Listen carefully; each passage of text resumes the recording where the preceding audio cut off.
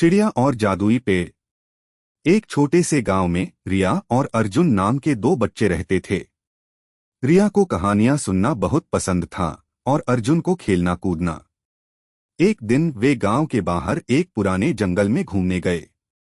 जंगल में प्रवेश रिया और अर्जुन हाथ में हाथ डाले जंगल में चले गए। सूरज की किरणें पेड़ों से छनकर आ रही थीं, जिससे जंगल में एक जादुई माहौल बन गया था। पक्षी चहचहा रहे थे और हवा में फूलों की मीठी खुशबू फैली हुई थी।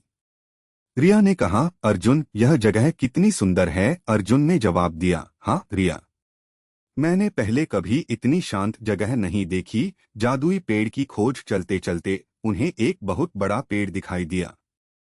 यह पेड़ बाकी पेड़ों से बिल्कुल अलग था। इसकी पत्तियां सुनहरी थीं और इस पर रंग बिरंगे फल लगे हुए थे। रिया ने उस पेड़ को छूकर कहा, यह कैसा जादुई पेड़ है। चिड़िया का आगमन। तभी एक छोटी सी चिड़िया उड़कर पेड़ पर आ बैठी। चिड़िया का रंग नीला था और उसकी आंखें चमक रही थीं। चिड़िया ने बच्चों को देखकर कहा, नमस्ते बच्चों, मैं इस पेड़ की रखवाली करती हूँ। रिया और अर्जुन हैरान रह गए। उन्होंने पहले कभी बात करने वाली चिड़िया नहीं देखी थी। चिड़िया से बातचीत। अर्जुन ने पूछा, तुम कौन हो और तुम इस पेड़ की रखवाली क्यों करती हो। चिड़िया ने जवाब दिया, मेरा नाम नीली है और मैं एक जादुई चिड़िया हूँ। यह पेड़ बहुत खास है। इसके फल खाने से हर इच्छा पूरी हो जाती है। रिया और अर्जुन की आंखें चमक उठीं। इच्छा पूरी करने की चाह। रिया ने कहा, क्या हम इस पेड़ का एक फल खा सकते हैं। नीली ने कहा, हाँ, पर याद रखना, इस फल का उपयोग सिर्फ अच्छी चीजों के लिए करना। अगर तुम लालच करोगे तो यह पेड़ अपना जादू खो देगा। पहली इच्छा। अर्जुन ने एक फल तोड़ा और उसे खा लिया। उसने इच्छा की कि उसके पास ढेर सारे खिलौने हों। तुरंत ही उसके चारों ओर रंग बिरंगे खिलौने आ गए। वह बहुत खुश हुआ। रिया की इच्छा। अब रिया की बारी थी। रिया ने एक फल तोड़ा और उसे खा लिया। उसने इच्छा की कि गांव के सभी गरीब बच्चों के पास पहनने के लिए नए कपड़े हों। तभी गांव में हर गरीब बच्चे के घर के बाहर नए कपड़ों का ढेर लग गया। गांव वाले बहुत खुश हुए। लालच का खतरा। अर्जुन को और खिलौने चाहिए थे। उसने नीली से कहा, मुझे एक और फल चाहिए। नीली ने कहा, अर्जुन, लालच बुरी बात है। तुम्हें अपनी इच्छा से संतुष्ट होना चाहिए। पर अर्जुन ने नीली की बात नहीं मानी। उसने पेड़ से एक और फल तोड़ लिया। पेड़ का जादू खोना।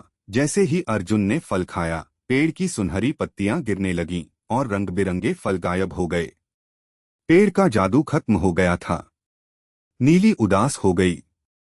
उसने कहा, अर्जुन, तुमने लालच करके इस पेड़ का जादू खत्म कर दिया। अर्जुन का पश्चाताप। अर्जुन को अपनी गलती का एहसास हुआ।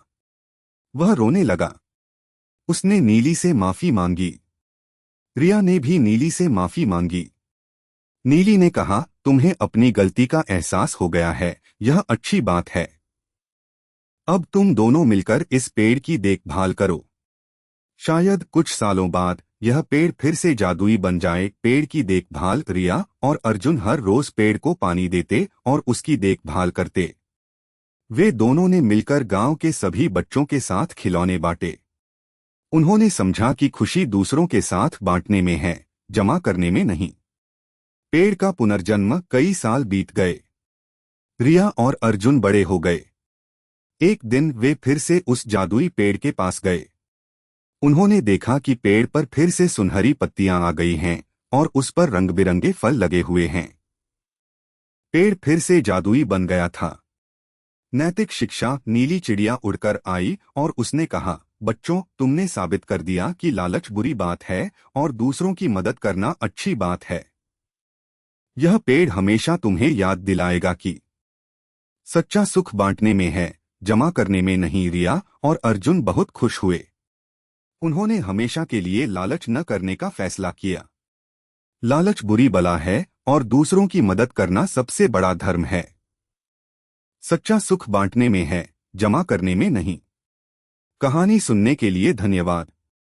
अगर आपको यह कहानी पसंद आई तो कृपया लाइक करें, शेयर करें और हमारे चैनल को सब्सक्राइब करें। धन्यवाद।